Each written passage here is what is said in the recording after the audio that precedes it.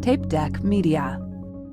We're moving the mic stand, it's time for some laughs. We're gaining cash, we're breaking the past. Jokes are our currency, laughter's the aim. Tune in with us, let's play our game. Come on and gather, it's a wild ride. Move the mic stand, we're ready to go. Taint-Ed cash bring the comedy flow. With every tale, we're spreading joy wide. So come take a seat, join the fun ride.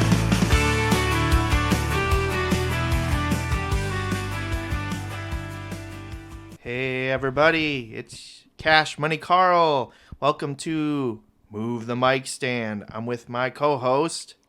Dean Berg. Oh, you said that like you won a prize or something. Yeah, that's usually how they say it. Like I was in a lottery I'm a professional axe thrower too, and they did this lottery for like a major tournament a couple years ago, and when it landed on my name, they were like, Dean Berg. Nice. Oh, I want to do it with mine now. Let's see how it sounds. Well, no, it can't really work because I have three names. I'm like a assassin or something, right? Is that how that works? Yeah. You get three names for an assassination? Yeah, John Wilkes Booth. Which, okay, in the last episode, I made up a name. I know my history. Okay. So, Mr. Huff, if you're out there and you're still alive, I remember that, okay? Was that your history teacher? It was. You know what's really weird about... I know we didn't necessarily plan to talk about anything particular, but I don't want to use up all our time, but in school, all my teachers had names that kind of... Not Mr. Huff, but that aligned with the topic. Like in trigonometry, my teacher's name was Mr. Graph. I thought it was going to be like Mr. Angle or something like Kurt Angle. Oh, that'd be sweet. He teaches with a broken freaking neck. Yeah. And then my chemistry teacher, his name was Mr. Liam. And a lot of elements end in Liam. Oh, sure. I was gonna Helium. sure. I was gonna think it was gonna be like Mr. Beaker. That would have been great. That would be great. His name was Mr. Ion. Ion, proton, electron. If you haven't noticed, I talk about a lot of sciencey stuff. Yeah, I mean, I have a 3/4 engineering degree. I don't know anything about science anymore. I'm a science nerd. Like I like practical stuff. Like I don't like. We were just talking about math the other day. Once you start adding the letters in, it's like, I'm bored. I'm out of this. Like, give me math that I'm actually going to use the math for. Right. Well, I mean, you probably use algebra. You don't even know it. Maybe. I don't know. I can't give an example right now. I can't give an example either. That's what I'm but saying. you probably I don't know. I think it creates a level of critical thinking that helps people. Sure. I mean, isn't that the whole thing? It's less about finding necessarily the right answer. It could be multiple right answers. Yeah. It's about knowing how to solve the problem, I Right. guess. The problem-solving aspect. But Right. no, I don't really feel like I'm talking about cosine and tangent every day. I do. I feel like that's what they were gearing us up for. I do every time I go for a loan. I need a cosine. Cosiner. Well, okay. And I don't. And I go off on tangents all the time, like I just did at the start of this episode. Well, that's not math. Wait, so did you have other teachers, though, that aligned with that? Or you just have two examples and that's all you're going to give me? Trying to think. What was your gym teacher's name? Jim? His name That's was two on the nose. His name was Mr. Aerobics. No, it wasn't. Come on. No, I had a couple of them. Honestly, I don't remember. There's a guy named Benino. Sounds Italian. Probably was. He was a character. Did he wear a wife beater and a gold chain as your gym He teacher? had a gold. He had a gold chain and track pants. Okay, so Yeah. getting close to the right thing there. Yep. Nice. Actually, I have a lot of siblings that are significantly older than me. So as old as you think I am, they're older. Your siblings had the very first gym teacher of all time. And it was Mr. Benino. Huh. Yeah. So if you're out there, Mr. Benino, probably not. He could be. Maybe. Maybe that's all he does is just hoping one day that we were going to start a podcast. Yeah, there's another teacher. His name was Mr. Wood. Shop teacher? I wish. Oh. No, he was the vice principal. Vice principal. Yeah. I'm really, if people start digging in, they're going to find out where I'm from.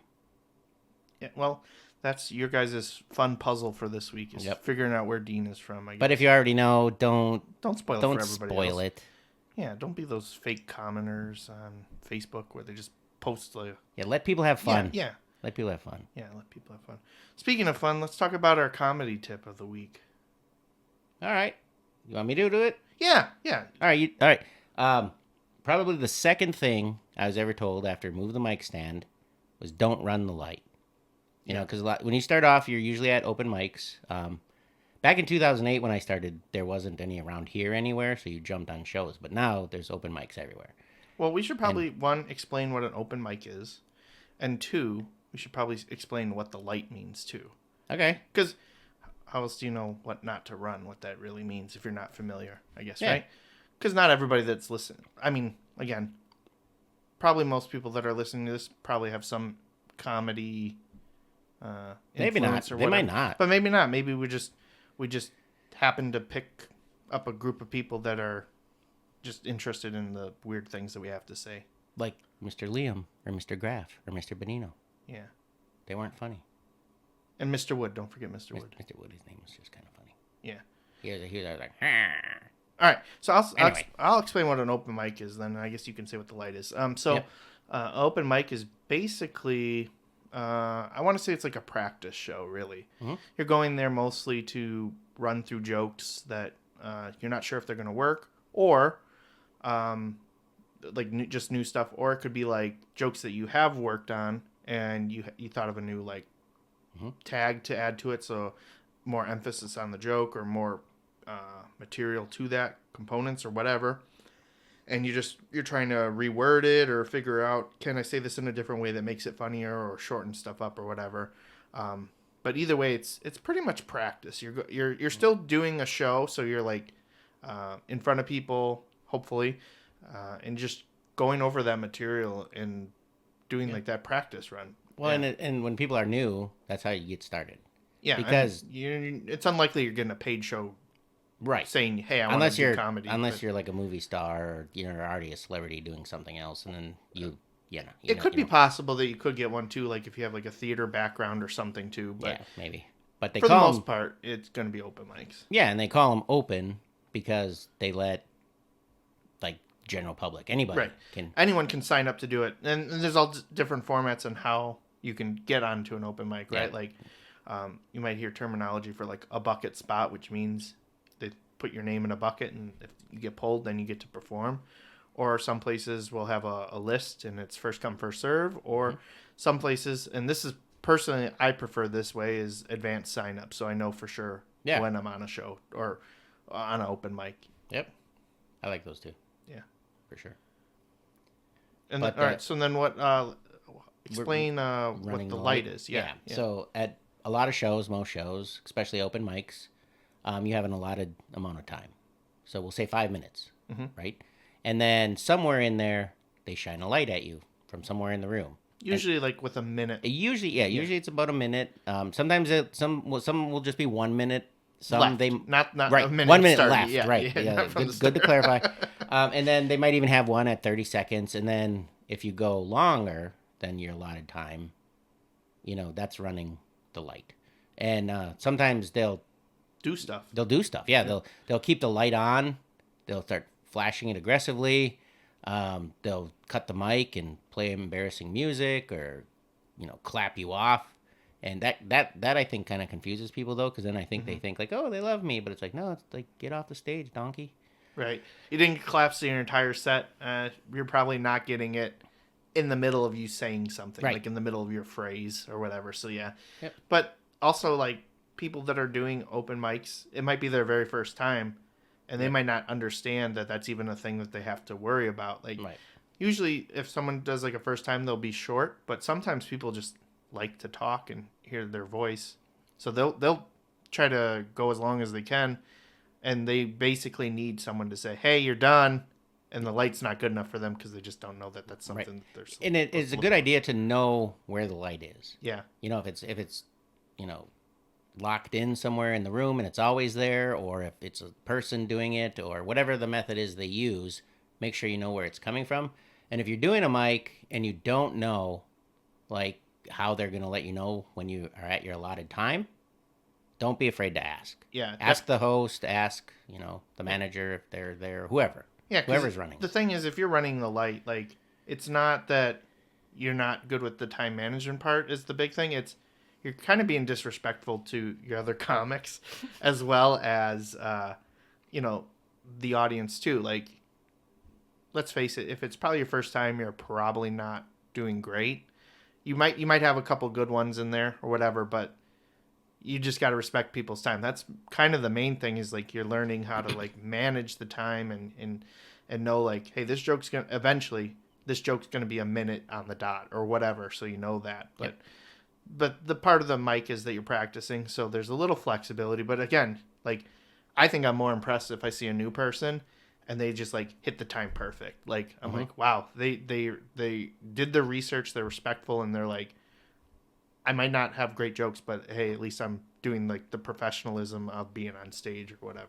Right. And if you just heard us giggle a little bit in there, we got things in. So we forgot to mention this in the first episode, but we're actually live from our 3 Seasons recording studio. Yeah. We got a little recording studio here, and it's a And, nice. and if you want video, you got to go to what?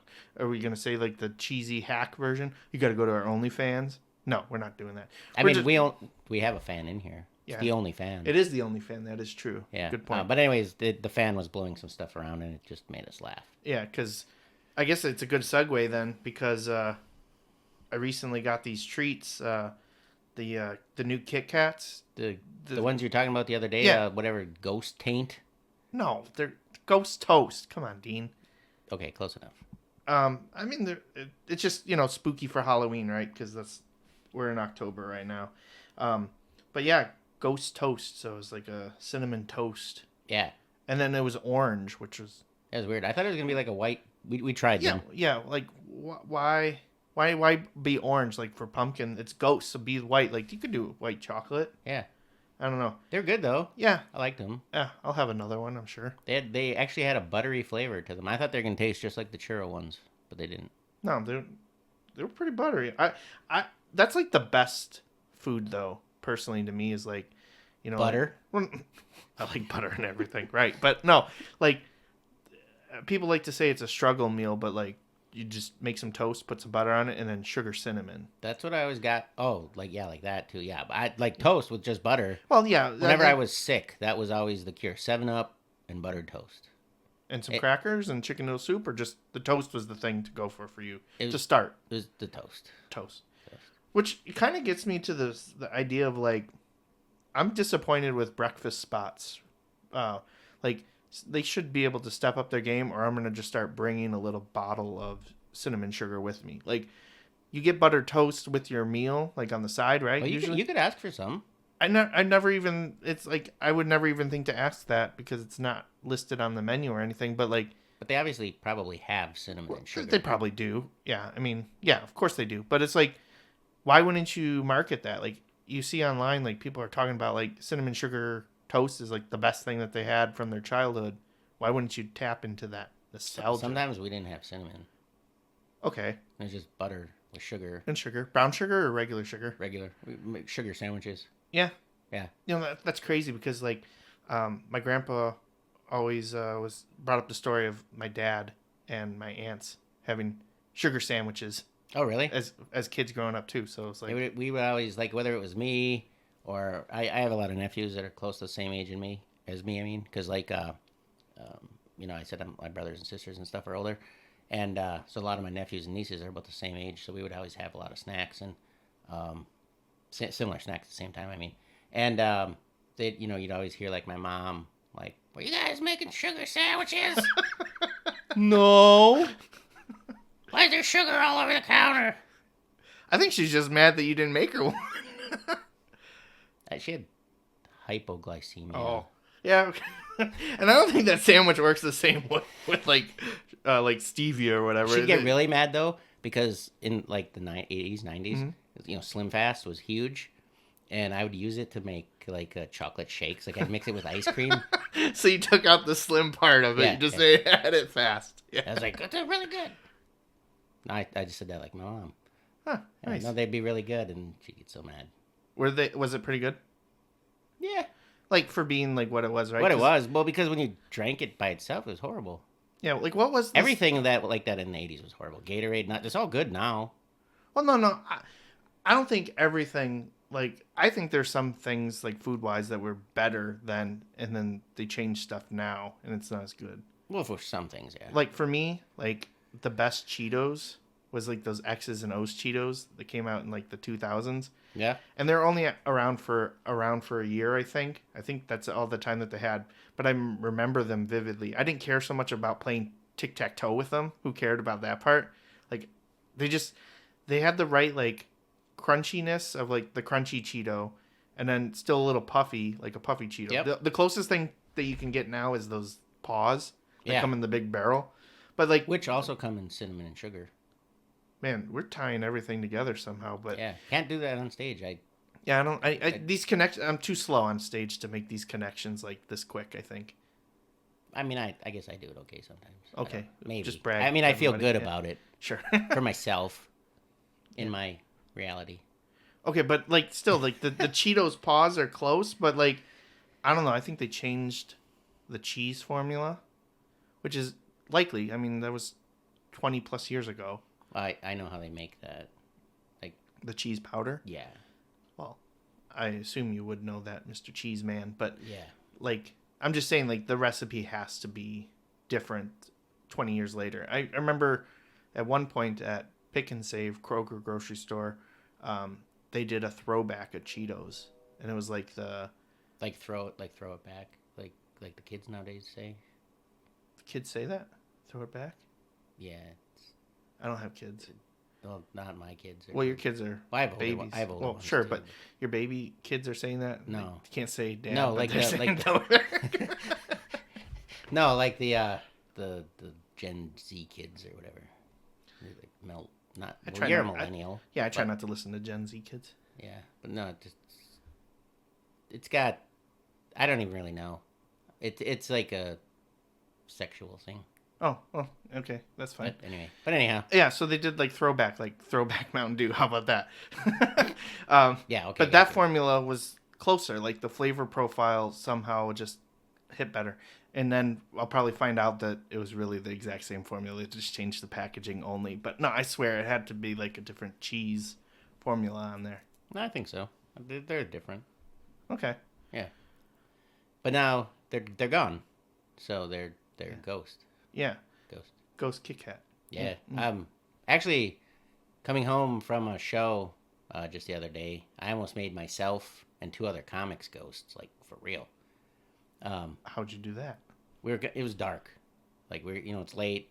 Yeah. The show got done. It was 10 o'clock. We had like a, I don't know, 3-hour drive, something like that, and a lot of it was backwoods roads and everything. And then the road opened up. We're at an intersection, and like I said, it was super dark, and the GPS didn't show the road looking that way, but it was a divided highway, and I turned too soon, started going down the wrong way. Oh no. And I knew it from the signs that say wrong way, but more so from the other 2 comedians in the car screaming. And it wasn't even that long. It was like 2 seconds. I realized it because there was a semi coming, and I just, All right.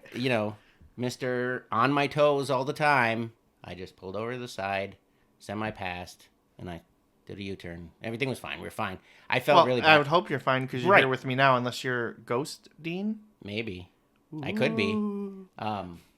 Then the other 2 comics are ghosts too. And I'm not going to say their names for their own privacy. If they ever want to tell the story, they can. You'll see their faces in the newspaper for the obituaries. Right.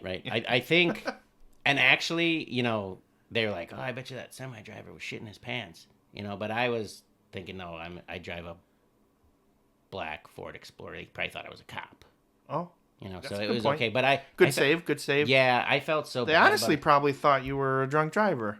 They might have. Yeah. I mean, they probably called it in. It probably showed up on somebody's scanner page somewhere. But I felt so bad. Like you've driven with me to shows. I'm a good driver. Yeah. We were just having some GPS problems. And I'm not gonna lie too. It's like those north roads. They don't have lights on them. It's No. just your car lights. So No, and it was dark. and sometimes like turns and stuff, they're not really marked with signage or anything. So like. There was no divided highway sign or Mm-hmm. anything, and I looked at the GPS, and it looked like it was a 2-lane highway, but it was a 4-lane, like separated. So it wasn't even like I could veer off and go into Right. the right side of the road. I had to go around, and it was embarrassing to say the least. Well, they might just have some new material, so they should be thanking you. Actually, Probably. yeah, they should be writing. It was all in the essence of comedy. But like they do all this road construction, especially here in Wisconsin. Right. You would think that that's something that they need to work on, is having some lighting. I don't know if there's some sort of interval that they have to have lighting so many feet apart or whatever, but like, man, it's scary up north because a lot of deer too and everything. Yeah. It's like just having a little bit of lighting that's not just your vehicle would probably be beneficial to some extent. And it was like the night was absorbing the light from my vehicle. Like, it didn't look like it was penetrating at all. Was there fog or anything? No. Like, no, it's just there was no moon. no moon, so No moonless moon. night, yeah. It was just dark, cloudy, Yeah.